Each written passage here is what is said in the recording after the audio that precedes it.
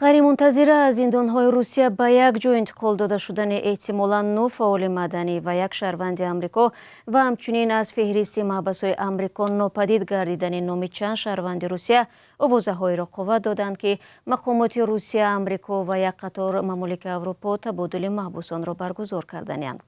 Дар ҳоле ки ягон мансабдори давлати Амрико ё Русия дар ин бора чизе нагуфтанд, эҳтимол меравад ин калонтарин табодули маҳбусон дар давраи баъд аз ҷанги сард бошад.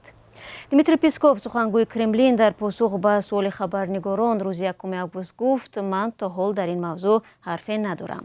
Аммо вакилони дифои чанд нафари бонуфузе, ки дар маҳбасҳои Русия нигаҳдорӣ мешаванд, мегӯянд макони будубоши зерҳимояи онҳо номаълум шудааст ва ин вазъе аст, ки аксар вақт ҳангоми интиқоли маҳбусон ба амал меояд. Дар байни чунин маҳбусон фаъолони мухолиф Владимир Карамурза, Илия Яшин ва дигарон ҳастанд.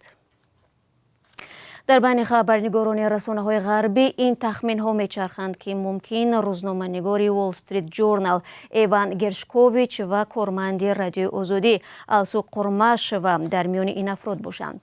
Дар ин бора президенти Радиои Аврупои Озод, Радиои Озодӣ Стивен Капус аз ҷумла гуфт: мо умедворем ҳамаи маҳбусони сиёсӣ, ки беасос дар зиндонанд, махсусан рӯзноманигороне ба монанди Алсу ва Эван, бояд назди азизонашон баргарданд.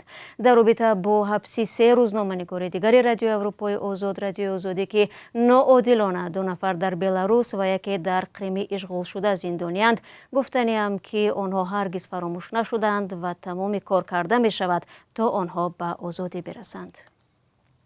ва бинандагони азиз, ҳамин ҳоло чанде аз расонаҳои Британия ва Амрико хабар доданд, ки табодул оғоз ёфтааст. Тафсилоти бештарро метавонед дар сомонаи мо пайгирӣ кунед.